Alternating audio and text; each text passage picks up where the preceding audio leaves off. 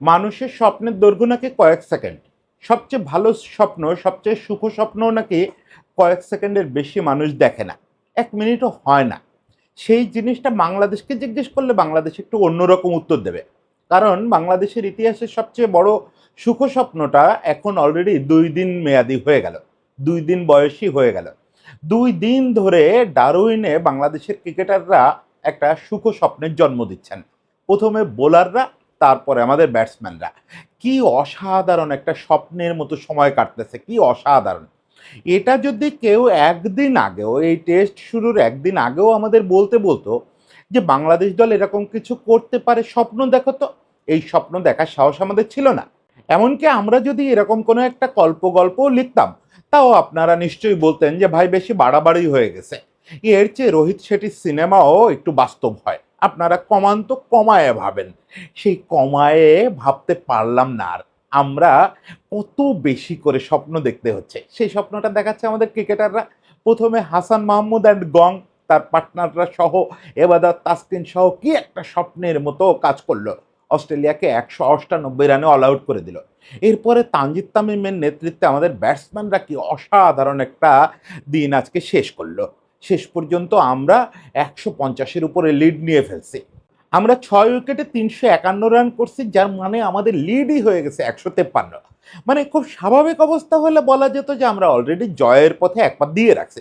কিন্তু আমরা তো ওই যে সকালে বলছি যে চাকরি হবে না, ছেলের চাকরি হবে না ভেবে হতাশ হওয়ার লোক। ফলে আমাদের ভাবতে হয় যে আমরা সেকেন্ড ইনিংসে হয়তো ধসে পড়বো। আমরা সেকেন্ড ইনিংসে হয়তো এত ভালো বল করতে পারবো না। সেজন্য আমরা ভাবতেছি আমাদের লিডটা ২০০-তে যাক, ২৫০-এ যাক। সেই স্বপ্নটাও আমাদের জিইয়ে রাখলো হাসান মাহমুদ এবং মিরাজ জুটিটা। মিরাজের নামটা আগে বলতে পারলে ভালো হতো, কিন্তু যেরকম জুটি হলো মনে হলো হাসান মাহমুদ লিড করতেছে। সব মিলায় দুর্দান্ত একটা সময় গেছে। ওকে, ছোট ছোট দুটো সমালোচনা আছে যে ছোট্ট একটা সময়ে নতুন বল নেওয়া মাত্র আমাদের ৩ জন বড় ব্যাটসম্যান কেন আত্মসমর্পণ করলেন, কেন মিরাজ আর একটু সেন্সিবল ভাবে এই জুটিটা পরিচালনা করলেন না। এই দুটো সমালোচনা আমরা করব, কিন্তু মূলত এই উচ্ছ্বাসটা একটু করি। এই উচ্ছ্বাসের সময় কেন অবহেলায় আমরা হারাতে দেব? এটা তো হতে পারে না। অস্ট্রেলিয়ার মাটিতে এত অসাধারণ একটা সময় কাটাচ্ছি, আসেন উচ্ছ্বাস করি। বসুন্ধরা এম ব্লকে ৪ কাঠা জমির উপর নির্মাণাধীন দক্ষিণমুখী ৮তলা আধুনিক ভবন। প্রতিটি ফ্ল্যাট ১৯২০ বর্গফুট। দামে নয়, মানে কিনুন। সিলভার কি রিয়েল এস্টেট লিমিটেড। আমরা ২০০৩ সালে যখন প্রথম অস্ট্রেলিয়া সফরে গেলাম, আমার দিব্যি মনে আছে সেই ঘটনাগুলো। ২০০৩ সালে অস্ট্রেলিয়া সফরে গেলাম। ডেভিড হুকস নামে অস্ট্রেলিয়ার একজন সাবেক ক্রিকেটার ছিলেন।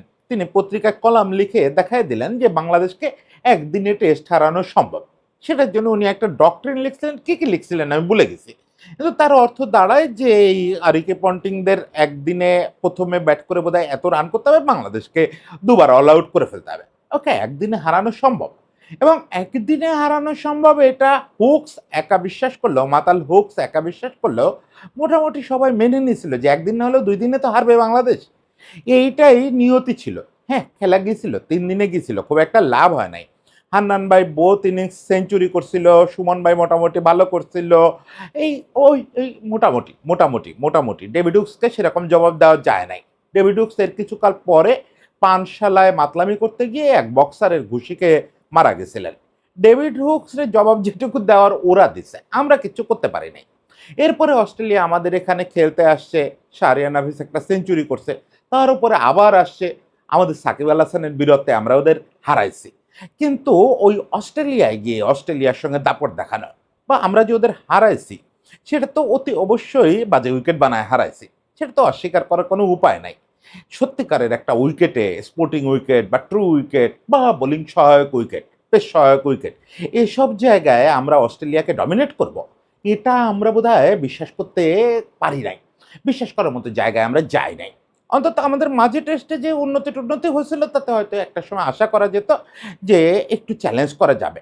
তারপরে তো অধঃপতন আর অধঃপতন হলো।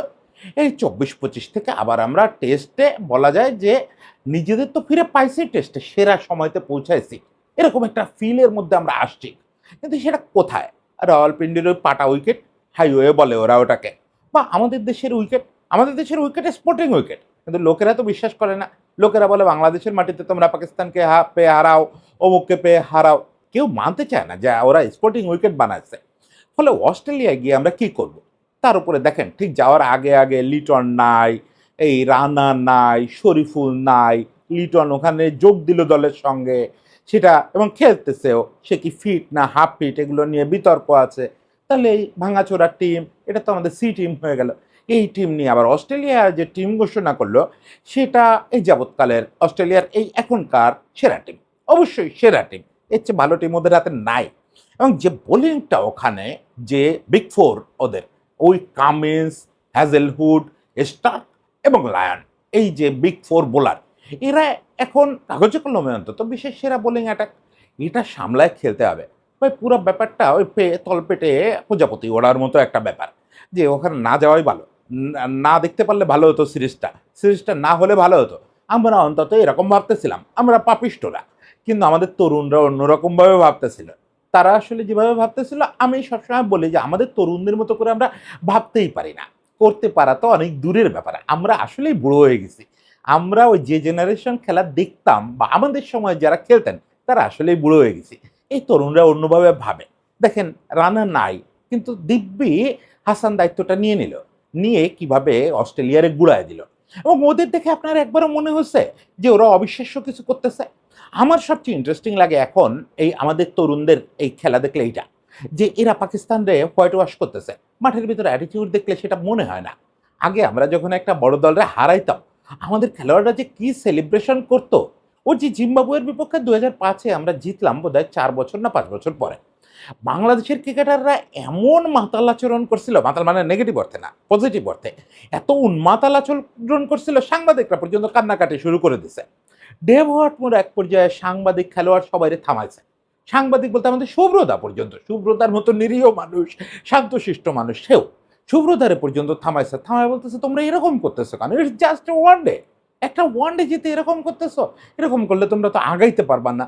এই যে স্বাভাবিকভাবে নাও, এটা স্বাভাবিক, এই জয়টা স্বাভাবিক না। এটা তখন আমাদের জন্য স্বাভাবিক ছিল না। 2005, 6, 7-এ আমরা যে কাণ্ডগুলো করছি, ওই জিম্বাবুয়েরে হারানোর পরে আমরা 1 নাম্বার অস্ট্রেলিয়ারে হারাইছি, 1 নাম্বারে থাকা দক্ষিণ আফ্রিকারে হারাইছি, ইন্ডিয়া, শ্রীলঙ্কা, কি সব জয় পাইছি। ওই সময় আমরা উন্মাতাল উদযাপন করছি। কিন্তু এখন আপনি তরুণদের দেখবেন, এই যে পাকিস্তানরা হোয়াইট ওয়াশ করতেছে, দেখলে মনে হয় যে এটাই তো আমাদের করার কথা, এটাতে একটু এদিক ওদিক নাই। নিউজিল্যান্ডের সিরিজ হারাচ্ছে, অস্ট্রেলিয়ার সিরিজ হারাচ্ছে দেশের মাটিতে। ওই মেন্টাল সেট আপ নিয়ে এরা যখন ডারউইনে পা রাখে, তখন এদের চিন্তা আর আমাদের চিন্তা আসলেই আকাশ আর পাতাল হয়ে যায়। এরা আসলে ওইটারে খুব বড় কোনো ব্যাপার মনে করে না যে রানা নাই। ধারাভাষ্যকাররা কাঁদতেছে, আমরা কাঁদতেছি, ওরা ভাবতেছে যে ওকে রানা থাকলে খুব ভালো হতো, না থাকলে কি হয়েছে, রানার অভাব আমরা পূরণ করতে পারবো না। ঠিক তারা পূরণ করে দিছে। হাসান একা 6টা উইকেট তুলে নিছে। হাসানের যে ভেরিয়েশন, মনে হচ্ছে অস্ট্রেলিয়ানরা এরকম ভেরিয়েশনওয়ালা বল কোনোদিন খেলেই নাই। এরকম both way swing, both way movement, ওরে বাবারে বাবা, অস্ট্রেলিয়ানরা একদম কাবু। স্টিভেন স্মিথের মতো ব্যাটসম্যান, সে বুঝতেছেই না হাসান কি করতেছে, বারবার সেট আপ করতেছে আর বারবার সেই ফাঁদে পড়তেছে। লাইফে আম্পায়ারের ভুল বালে অনেকক্ষণ খেললো, 71 রান পর্যন্ত করলো, শেষ পর্যন্ত হাসানের হাতেই আউট হলো। দেখেন ওরা করলো 198। এবার তাহলে ওই উইকেটে গিয়ে আমাদের কত করতে হবে? 98 না, আমরা 351 রান করে ফেলছি 6 উইকেটে। এটা 6 উইকেট না, এটা 3 উইকেটেই হতে পারত। কিন্তু ওই যে মাঝখানে ছোট্ট একটা বিপর্যয় হলো।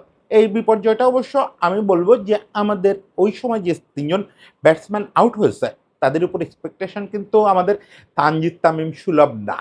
দেখেন এর আগে তানজিদ তামিম, মমিনুল, ইভেন সাদমানও যা খেলে গেছে, খানিকটা আনএক্সপেক্টেড।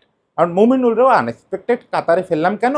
ওই মর্নিংয়ে তো বল বেশ মুভ করতেছে, ওরকম অবস্থা সামাল দিয়ে ওরা দিব্যি ইনিংসটা গড়ে দিয়ে গেছে। শান্তও ভালো ভূমিকা রাখছে, কিন্তু ওরা নতুন বলটা মাত্র নিল, ওরাও তো একদম বাসি হতে দেয় নাই, এক বিন্দু বাসি হতে দেয় নাই। যে মুহূর্তে 80 ওভার পূর্ণ হয়েছে, সঙ্গে সঙ্গে প্যাট কামিন্স নতুন বল ডাক দিচ্ছে। আরে ভাই আগে নতুন বল দাও। ওরা পারলে নতুন বল পকেটে নিয়ে ঘুরতো, যদি আইন থাকতো যে 80 ওভার হওয়ার সঙ্গে সঙ্গে তুই আগে নতুন বল করবি, কারণ ওদের আর বাঁচার কোনো উপায় ছিল না। এবং সেটা আমাদেরও কিন্তু বুঝতে বাকি ছিল না কারো, যে ওরা নতুন বল নিয়ে কি করতে চায়, সুইং করাতে চায়, মুভ করাতে চায়। ফলে একটু 5টা 10টা ওভার যদি একটু আমরা বিবেচনা প্রসূত ক্রিকেটটা খেলতাম, সেটা খেললাম না। ফলে দ্রুত কয়টা উইকেট পড়ে গেল, 23 বলের মধ্যে আমাদের 3টা উইকেট চলে গেল। শান্তরে প্রথম যে ডেলিভারিটা করলো, সেটাতেই শান্ত আউট হয়ে যেতে পারতো। হ্যাজেলউড প্রথম যে ডেলিভারিটা করলো, ওটা পড়ে ভাগ্যিস সুইং করে বের হয়ে গেছে, মানে বাতাসেই সুইং করছে। পরের বলটা ওরকম, মানে ওরা নতুন বলটা পরের বার বরং ভালো কাজে লাগাইছে। এবং ওই সময় 23টা বল, ওই 23টা বল আসলে ওরা যেভাবে করছে আমরা সেভাবে খেলছি। ওই সময় লিটন এবং মুশফিকের উপরে বেশি খারাপ লাগছে। They should play another way. কারণ তারা তো আসলে সেকেন্ড নতুন বল খেলে অভ্যস্ত, তারা তো জানেন যে দ্বিতীয় নতুন বলে কি হয়। ফলে যাক বেশি সমালোচনা না করি, তারপরেও ওই বারবার উইকেটে পেছনে খেলার চেষ্টা করা, অফ স্টাম্পের বাইরে পা যায় পেছনে রেখে গ্লু দিয়ে আটকানোর মতো রেখে এরকম বাড়ায় দেওয়া নতুন বলে, ওই যেটা ওইরকম সাপের মতো দোলাদুলি করতেছে, সেটা খুব আনএক্সপেক্টেড। এই তিনজনের কাছ থেকে এটা আশা করি নাই। ওকে, তারপর কি হওয়ার কথা ছিল? তারপর তো যেহেতু ওরা ওই 23 বলের মধ্যে ৩ জন আউট হয়ে গেল, পরের 23 বলে অল আউট হয়ে যাবো আমরা, তাই না ইকুয়েশন? না, সেটা হতে দিল না। আমি ভাবছিলাম মিরাজের সঙ্গে একটু হাল ধরার চেষ্টা করবে তাইজুল।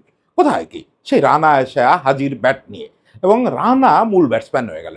এটা অবশ্যই মিরাজের, যদি আমি এখন আজকে তো উচ্ছ্বাসের কন্টেন্ট করতে চাই, তারপরেও ছোট্ট করে একটু বলে রাখি, মিরাজের এই জিনিসটা আরেকটু তার কাছ থেকে আশা করি, আরেকটু অথরিটি, আরেকটু দায়িত্ব নেওয়া। দেখেন, এটা মিরাজের প্রিয় ফরম্যাট, এবং মিরাজ সিনিয়র ব্যাটসম্যান, এবং মিরাজ মূলত ব্যাটসম্যানই, বড় ব্যাটসম্যান। আমি তাকে বড় ব্যাটসম্যান হিসাবে রেট করি। কে কতটুকু বড় হিসাবে রেট করে জানি না, আমি আর লিটন অন্তত রেট করি। কারণ তার বোলিংটা আমি সবসময় মনে করি যে এটা হয়ে গেছে, হঠাৎ করে হয়ে গেছে, কিন্তু সে তো মূলত ব্যাটসম্যান, ফলে তাকে আরও রেসপন্সিবিলিটি নিতে হতো। ওই যে 147 বলের পার্টনারশিপ, তার মধ্যে 76টা বলই খেললো, হাসান খেললো, এটা কোনো কাজের কথা না, এটা ভালো কথা না। এক পর্যায়ে 90 বল পর্যন্ত আমি খেয়াল করতেছিলাম, 90 বলেও হাসানের খেলা বলের সংখ্যা ছিল 51, মানে মিরাজের চেয়ে অনেক বেশি। এটা ভালো কথা না, একদমই ভালো কথা না। যাই হোক, এসব সমালোচনার জন্য বহু সময় আছে, পরে মিরাজ দেশে ফিরুক, আমরা সবাই মিলে সমালোচনা করব, একদিন সবাই মিলে গোল হয়ে বসে মিরাজরে মন্দ বলবো। তার আগ পর্যন্ত প্রশংসাটা করা যাক। যেভাবে রানা আর মিরাজ এই শেষ বিকেলটা কাটালো, এটা অবিশ্বাস্য একটা ব্যাপার, অবিশ্বাস্য একটা ব্যাপার। আমরা কিন্তু 350 আসলেই দেখতে পাচ্ছিলাম না। যখন ওই 3টা উইকেট পরপর চলে গেল, তখন আর 350 দেখা যাচ্ছে না। আমাদের লিড যে 150-তে যাবে, তখন তো 100 লিড হচ্ছে, এটাই যথেষ্ট। 150-তে যাওয়াটা কঠিন হয়ে গেছে, সেটা তারা নিয়ে গেল 150 পর্যন্ত। সেইটা এখন আমরা কিন্তু আবার স্বপ্ন দেখা শুরু করছি যে এটা হয়তো কালকে সকালে রানা, তাইজুল, মিরাজ এরা সবাই মিলে 200 পার করে ফেলবে। 200 পার করে ফেললে গেম পুরোপুরি আমাদের হাতে। যদি না ওই যে চাকরি না হয় টাইপের ছেলে হয়, যে সেকেন্ড ইনিংসে সব ধসে পড়লো, তা না হইলে এই গেম থেকে আর আমাদের ছিটকে দেওয়া খুব কঠিন। 200 রান মানে হচ্ছে ওদেরকে জেতার মতো স্কোর করতে গেলেও 600 করতে হবে বা 500 করতে হবে মিনিমাম, যদি জয়ের কথা ভাবতে হয়। আর তা না হলে ড্রর কথা ভাবতে হবে। ড্রর জন্য আপনি 3 দিন ব্যাট করবেন, ওই উইকেট তো আপনারা নিজেরাই বাড়ান নাই, উইকেটে অলরেডি বল নিচু হওয়া শুরু করছে, ছোট্ট ছোট্ট টার্ন নেওয়া শুরু করছে। ওকে, এই ছোট্ট ছোট্ট টার্ন এবং ছোট্ট একটা সারপ্রাইজিং ব্যাপার দেখে যে অভিজ্ঞতাটা হলো, সেটা দিয়ে শেষ করি। আপনারা হয়তো সারপ্রাইজ না, সেটা হচ্ছে লাবুশেন। লাবুশেন শেষ বেলায় বল পেল, বল হাতে পেল। আমি বরং ভাবতেছিলাম লাবুশেন আরও আগে বল পেতে পারে, বিশেষ করে প্রথম বলটা যখন পুরনো হচ্ছে, তখন হয়তো লাবুশেনকে দিয়ে 2-4 ওভার ট্রাই করাবে লেগ স্পিন। যদিও লায়ন খুব পিটুনি খাচ্ছে, স্টিল বল তো একটু নিচু হচ্ছে, বল একটু পুরনো হয়েছে, এই 2-4 ওভার লেগ স্পিন চলতেই পারে। তো আজকে যখন শেষ বেলায় লাবুশেনকে বল দিছে, আমি ভাবছি এটা না একটা কেলেঙ্কারি হয়, ও ভালো ফ্লাইট দিতে পারে, ভালো লেগ স্পিনার। ও তো শুরুতে লেগ স্পিনারই ছিল ক্যারিয়ারের শুরুতে। ফলে ও এখন না 2-4টা ফ্লাইট দিয়ে লোপা বল দিয়ে লোভে ফেলায় আউট না করে ফেলে, আমাদের ব্যাটসম্যানরা না তুলে খেলার চেষ্টা করে। বিশেষ করে হাসানরে নিয়ে ভয়, যে ছোট মানুষ রক্ত গরম করে তুলে খেলতে পারে। ও মা, কোথায় কি লাবুশেন দেখি দিব্যি লম্বা রান আপ নিয়ে এসে 129-30-এ বল করতেছে, সে রীতিমতো পেস বোলার।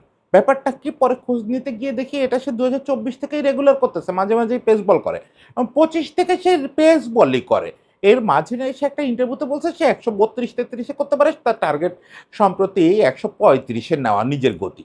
এই ছেলের ক্যারিয়ারের যে ট্রাজেক্টরিগুলো দেখলাম চোখের সামনে, তাতে তো মনে হয় যে এই ছেলের নিয়ে আলাদা একটু কথা বলা দরকার। এই ম্যাচটা শেষ হোক, লাবুশেনের যে বিবর্তন, ওর নামের যে বাহারিপনা, এগুলো নিয়ে একটু কথা বলা, একদিন মজার একটা কন্টেন্ট করার দরকার। লাবুশেন ছিল লেগ স্পিনার, হলো অলরাউন্ডার, হলো ব্যাটসম্যান, হলো ব্যাটিং অলরাউন্ডার, হলো অফ স্পিনার, লেগ স্পিনার, এখন সে জেনুইন পেসার হয়ে গেছে। কে জানে 2 দিন পরে হয়তো তৃতীয় পেসার হিসাবে আমরা দেখবো লাবুশেনরে, যেহেতু ব্যাটসম্যান হিসাবে রান পাচ্ছে না, তৃতীয় পেসার হিসেবে দলে থাকবে। ওকে, ওদের চিন্তা ওদের করতে দেন, আমাদের সেলিব্রেট করতে দেন। আমরা আজকের রাতটা আমাদের মতো সেলিব্রেট করে টিম মাথা শান্ত রাখুক। কালকে লিডটা 200 পার করতে হবে, লিডটা 200 পার করতে হবে। এটাকে যদি কোনোভাবে 250-তে নিয়ে যাওয়া যায়, 250-তে নিয়ে যাওয়া যায়, তাহলে আমার মনে হয় না যে আর দ্বিতীয় কথা বলার দরকার হবে। যাই হোক, শেষ পর্যন্ত যদি এখান থেকে কিছু না হয় তাও আমার কোনো আপত্তি নেই। ব্যক্তিগতভাবে আমি অনেক কিছু পায়ে গেছি। আমার মনে হয় সবাই আমরা এইভাবে ভাবতে পারি, যে দুটো দিন ওরা আমাদের উপহার দিছে, ওদের না বললি যে তোমরা আত্মতৃপ্ত হয়ে না, কিন্তু আমাদের তৃপ্ত হওয়ার যথেষ্ট কারণ আছে। আমরা এতে যথেষ্ট সন্তুষ্ট, যথেষ্ট পাইছি। এই বাঙালির জীবনে, বাংলাদেশিদের জীবনে তো কিছুই আসে না, বিদ্যুৎ নাই, গ্যাস নাই, সারা জীবন এই গল্প না পাওয়ার গল্প, এর মধ্যে একটু পাওয়ার গল্প শোনালো ওরা, আমরা খুব খুশি। সবাই ভালো থাকবেন, সবাইকে ধন্যবাদ।